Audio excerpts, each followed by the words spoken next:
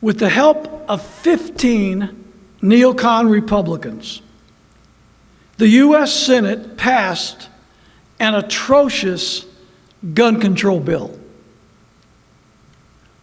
Not only does this bill intrude upon the freedom of 18 to 20-year-olds to purchase and own a firearm without excessive government restriction, it creates a national red flag gun confiscation law.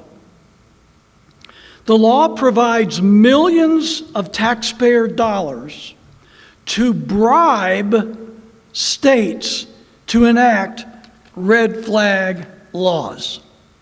Make no mistake about it, this is backdoor gun control of the most egregious kind.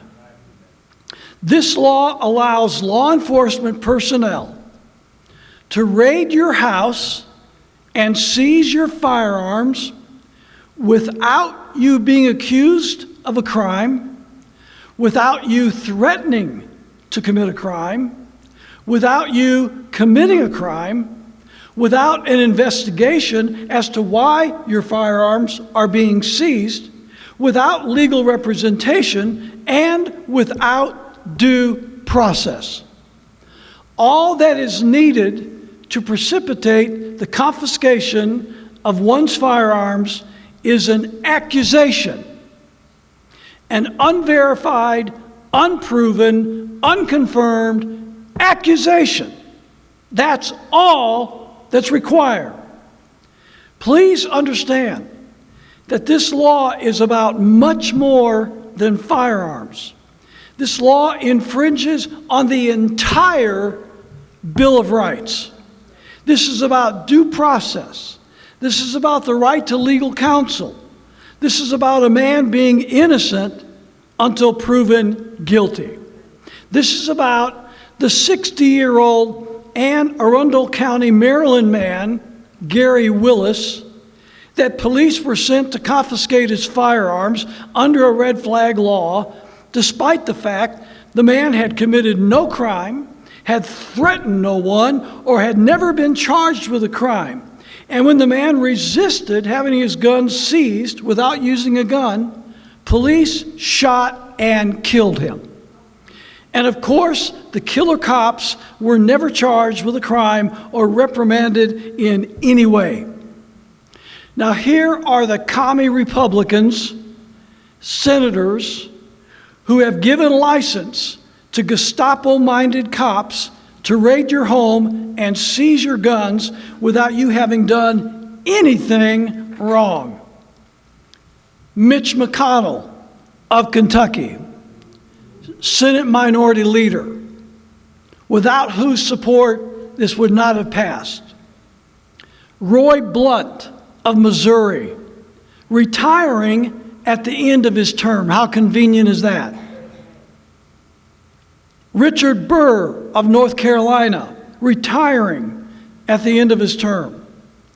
Shelley Moore Capito of West Virginia. Bill Cassidy of Louisiana.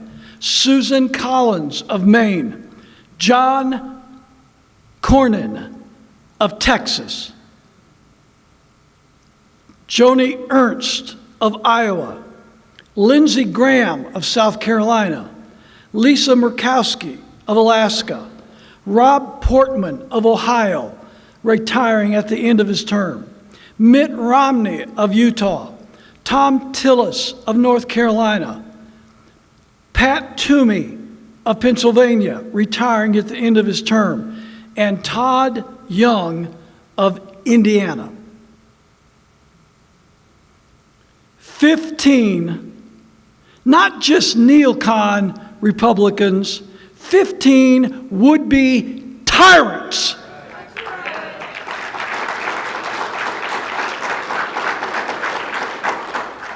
Here are the 19 states that have already passed red flag gun confiscation laws, thanks in part to President Donald Trump's enthusiastic endorsement of these tyrannical red flag laws. California, gee, what a surprise. Colorado, Connecticut, Delaware, Florida, Hawaii, Illinois, Indiana, Maryland, Massachusetts, Nevada, New Jersey, New Mexico, New York, Oregon, Rhode Island, Vermont, Virginia, and Washington. Note that both deep blue and deep red states are included.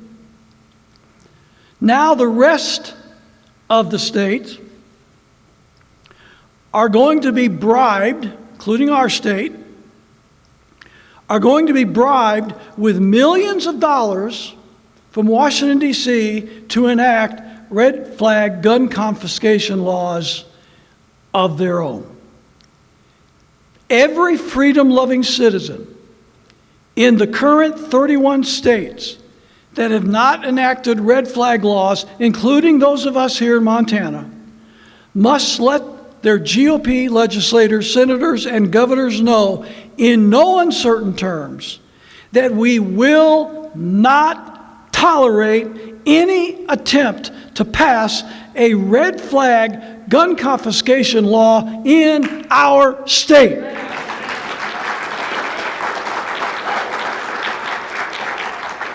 And those of you who live in states that have already enacted red flag laws should seriously consider relocating before your Gestapo knocks on your door or breaks it down at 3 a.m. coming to seize your guns. If we have to defend our freedom, one house at a time, our politicians, and especially our local law enforcement personnel, need to know that that is exactly what we will do.